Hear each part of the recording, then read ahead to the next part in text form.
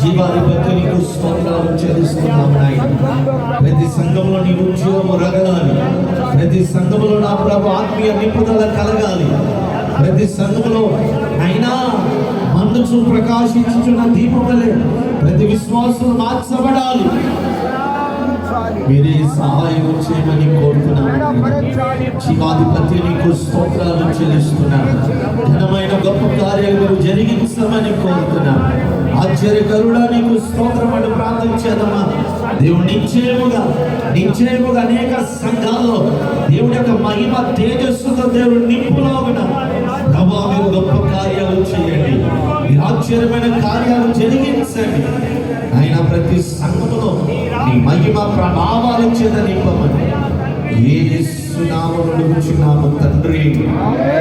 ఆమేన్. అభివృద్ధి పొందే కృప దయచేయును గాక.